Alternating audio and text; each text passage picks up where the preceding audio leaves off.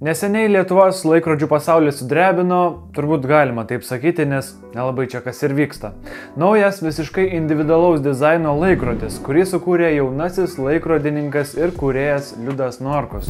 Jis savo mikrobrendą šiuo pirmoju kūriniu ir pradėjo. Pavadino jį Liudas Norkus Regulator LN1.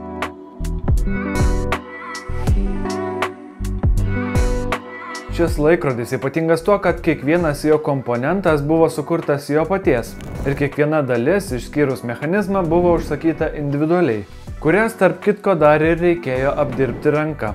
Tai matomų detalių, šlifavimai, poliravimai, dengimas 24 karatų auksu ir kiti paruošimo darbai. Išskirtinio dizaino trimatis ciferblatas pasak Liudo buvo įkvėptas rankinių laikrodžių. Laikrodyje atskirai rodomos valandos ir sekundės, o minutės eina pagrindinė vidurio rodiklė, kurios lenka per iškeltą ciferblato žiedą, angliškai chapter ring. Čia taip pat matosi atidengta mechanizmo spyruoklė, kurios pagalba galima pamatyti, kiek rezervo liko laikrodyje, kaip ir varinės laikrodžio detalės, tai yra tilteliai, užsukimo dantratis, tai yra barrel ir ramsčiai. 41 mm laikrodis bus išleistas žalios ir juodos spalvos. Džiaugiuosi, kad teko žaliąjį, tai yra numerį 0, palaikyti rankose. Realybėje jis iš tiesų traukia akį ir skirtingame apšvietime atrodo vis kitaip.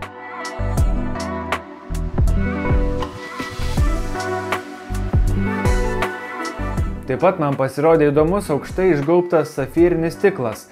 Tik dėl to kampo galėtų kilti problemų, man atrodo. Bijočiau kažkur užkliūti, nes jis sugertų visą smūgio jėgą.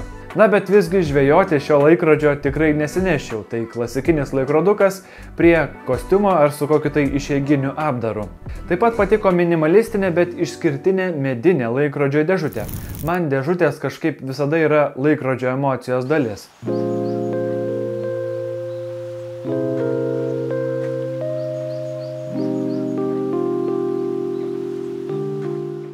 Kas man galbūt šiek tiek užkliuvo, tai gan plonytis odinis dirželis. Jo kokybė man jautėsi per paprasta tokiam laikrodžiui. Nors jį ir galima pasikeisti, vis vien nutariau tai paminėti. Taip pat norėjosi bent jau lazeriu išraižyto vardo ant sagties.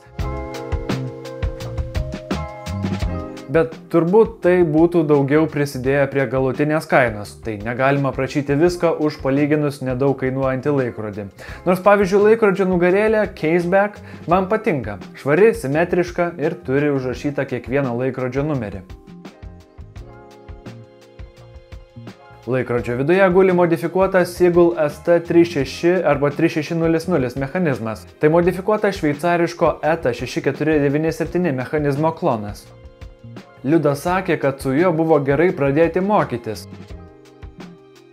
Tai taip pat turbūt vienas iš dalykų, kodėl šį laikrodį Liudas galėjo parduoti pigiau nei kiti nepriklausomi laikrodžių kūrėjai.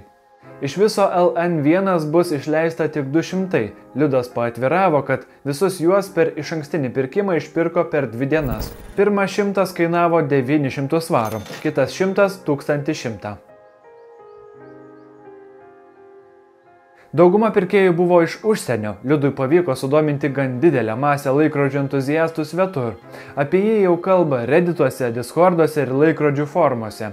Nors pats kamerų ir pagirų Liudas kuklinasi, apžvalgą jo laikrodžių siūlėsi padaryti ne vienas didžiausių laikrodžių kanalų YouTube platformoje.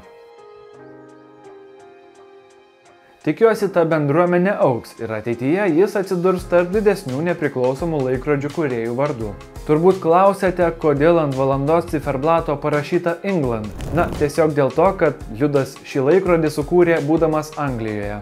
Nuo idėjos iki jūsų matomo prototipo praėjo 2 metai. Nors pats to ir kuklinasi, bet manau, kad darbo tikrai nereikia gėdytis. Dieną jisai dirbdavo sandėlyje, o grįžęs sėdėdavo prie laikrodžio ir mokėsi horologijos inžinerinių subtilybių.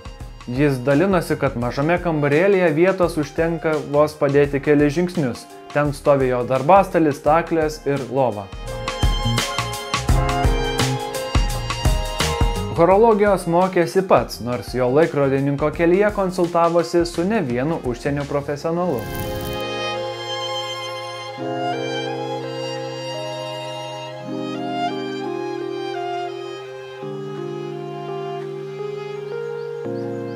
Nors dabar apie pusę metų Liudas darys užsakytus 200 laikrodžių, ateityje jis jau yra sugalvojęs daryti LN2, antrąjį savo vardo laikrodį, kuris, kaip sakė Liudas, bus daug sudėtingesnis, turės komplikacijų ir galbūt net bus skeletoninio tipo ir, žinoma, daug brangesnis.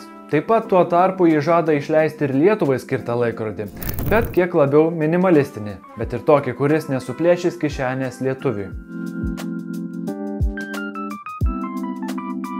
Jo laikrodžių kelionę ir naujienas visus kviečiu sekti jo Instagramo paskyroje, nuorodą rasite šio video aprašyme.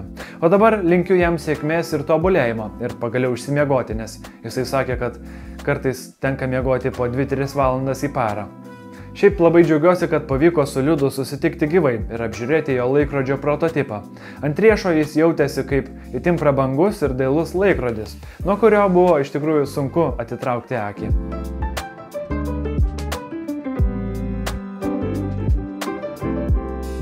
Ačiū, kad žiūrėjote šią mano nedidelę apžvalgą. Su jumis susimatysime jau greitai. Iki.